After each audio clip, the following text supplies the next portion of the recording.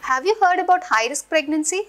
Yes, 20 to 30% of the pregnancies are complicated and can be high risk.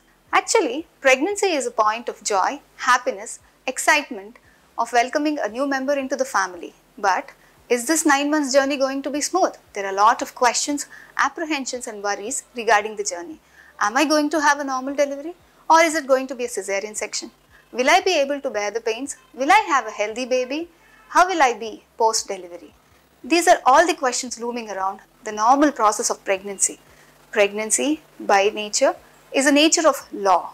So, 20 to 30% of pregnancies are complicated because of the conditions, pre-existing conditions which are familiar to the mother, conditions because of the baby and combined conditions.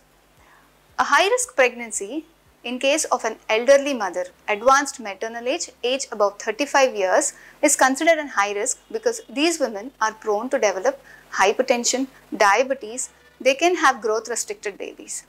Pre-existing medical disorders again like diabetes, hypertension, heart diseases. Because of the advancing science and advancing surgeries nowadays, lot of women with congenital heart diseases have corrective surgeries which can pose a problem for the mother as well as the child during pregnancy. Pre-existing bronchial asthma, pre-existing thyroid disorders, epilepsy, renal and liver disorders can pose complicated pregnancy.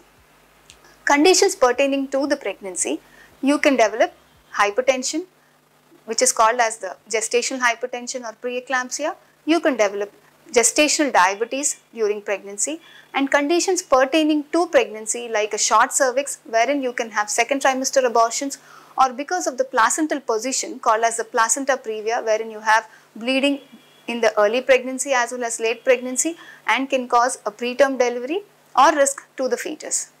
Conditions pertaining to the fetus like multiple pregnancies, any congenital abnormality in the baby or previous bad obstetric history like previous pregnancy losses, previous history of preterm deliveries, previous history of recurrent abortions and previous history of an intrauterine death. Now the most leading cause which has become a lifestyle disease, the obesity wherein you have risk of recurrent abortions, risk of hypertension, diabetes, growth restricted babies.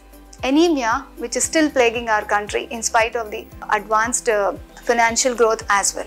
So, does high risk mean you cannot have a normal outcome? Can't you have a normal baby? Does the pregnancy have to be terminated early? No, that is where the role of your gynecologist is.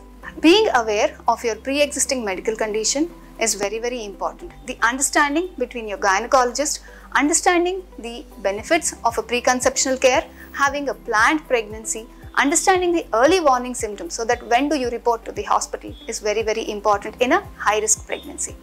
And the most important key factor is the hospital which you choose.